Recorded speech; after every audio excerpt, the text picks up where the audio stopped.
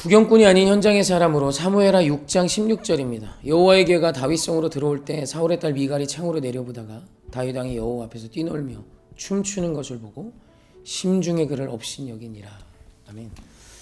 하나님께서 오늘 미갈과 다윗을 통해 우리에게 아주 중요한 메시지를 던지고 계십니다. 오늘 이 배경이 됐던 것은 블레셋과의 전쟁에서 사울 왕 때 언약궤를 뺏깁니다. 언약궤는 이스라엘 백성에게 하나님의 임재의 상징이죠.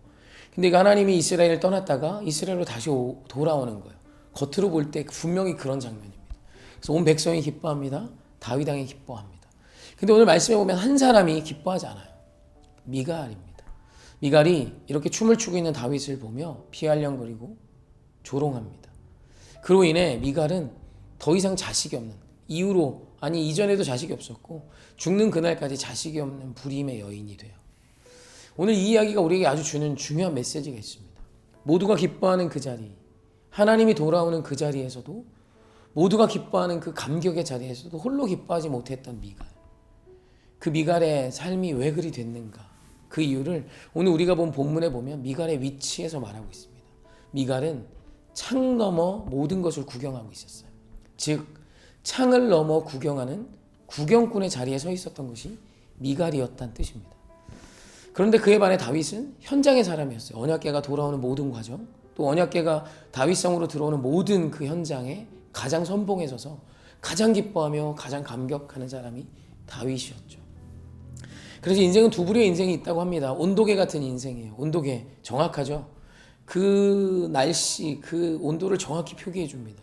좀 이렇게 기능이 많은 건 습도도 표기해 주고, 그죠? 근데 온도계는 어떤 영향력도 주변에 미치지 못합니다. 그냥 온도계예요. 하지만 온도 조절계 같은 인생이 있어요. 온도 조절계는 지금이 몇 도냐에 포커스를 두고 살지 않습니다.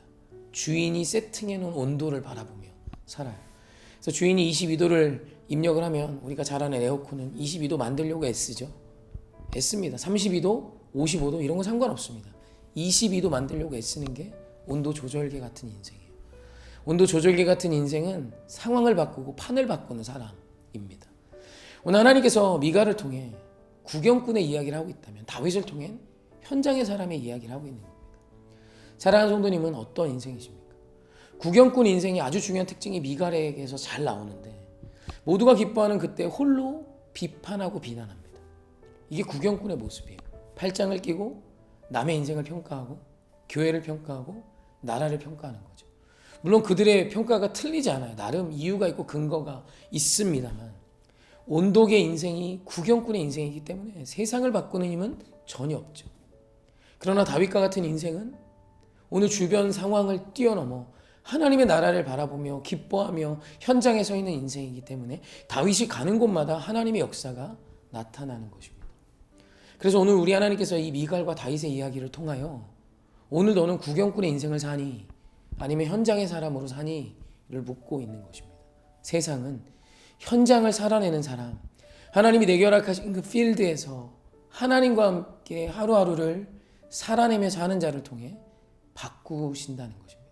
세상은 그 사람을 통해 변화되는 것입니다. 사랑하는 성도님, 오늘 우리 인생이 구경꾼의 인생이 아니었으면 합니다.